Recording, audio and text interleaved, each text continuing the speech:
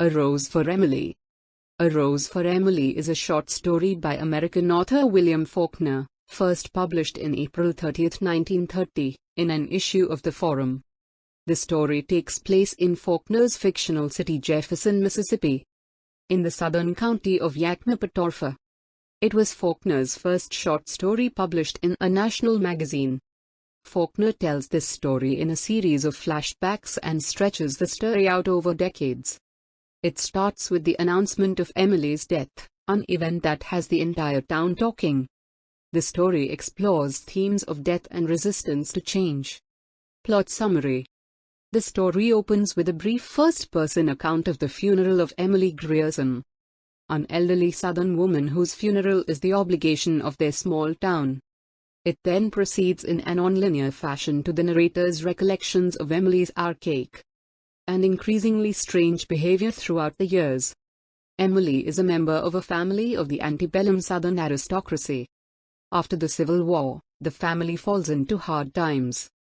She and her father, the last two of the clan, continue to live as if in the past. Emily's father refuses for her to marry. Her father dies when Emily is about the age of 30, which takes her by surprise. She refuses to give up his corpse, and the townspeople write it off as her grieving process.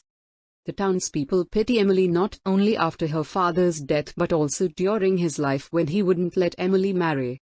Emily depended heavily on her father, believing he would never leave her. He was all she had.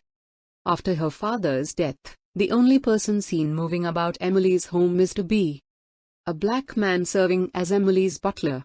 He is frequently seen entering and exiting the house for groceries.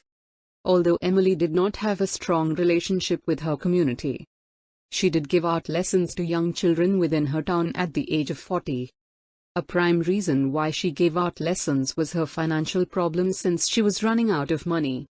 The townspeople make cruel comments and nasty looks behind Miss Emily's back, as she wasn't respected in her town.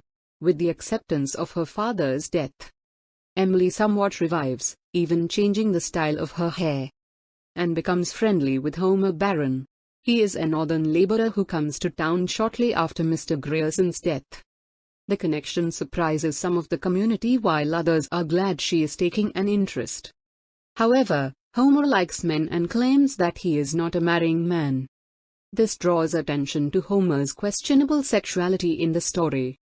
Emily shortly buys arsenic from a druggist in town, presumably to kill rats. However, the townspeople are convinced that she will use it to poison herself. Emily's distant cousins are called into town by the minister's wife to supervise Miss Emily and Homer Barron. Homer leaves town for some time, reputedly to give Emily a chance to get rid of her cousins, and returns 3 days later after the cousins have left. After he is observed entering Miss Emily's home one evening, Homer is never seen alive again. Despite these turnabouts in her social status, Emily continues to behave mysteriously, as she had before her father died. Her reputation is such that the city council finds itself unable to confront her about a strong smell that has begun to emanate from the house. They believed to be was unable to maintain the house and something was rotting. Unaware that a death has occurred, instead, the council decide to send men to her house under the cover of darkness to sprinkle lime around the house, after which the smell dissipates. The mayor of the town, Colonel Sartorius, makes a gentleman's agreement to overlook her taxes as an act of charity, though it is done under a pretense of repayment towards her father, to assuage Emily's pride after her father's death. Years later, when the next generation has come to power, Emily insists on this informal arrangement, flatly refusing that she owes any taxes, stating, "I have no taxes in Jefferson." After this, the council declines to press the issue due to her stubbornness. Emily has become a recluse. She is never seen outside of the house, and only rarely accepts people into it. The community eventually comes to view her as a hereditary obligation on the town, who must be humoured and tolerated. The funeral is a large affair. Emily had become an institution, so her death sparks a great deal of curiosity about her reclusive nature and what remains of her house. After she is buried, a group of townsfolk enters her house to see what remains of her life there. To be walked out of the house and was never seen again, giving the townspeople access to Miss Emily's home. The door to her upstairs bedroom is locked, and some of the townsfolk break down the door to see what has been hidden for so long. Inside, among the possessions that Emily had bought for Homer, lies the decomposed corpse of Homer Barron on the bed. On the pillow beside him is the indentation of a head and a single strand of grey hair, indicating that Emily had slept with Homer's corpse.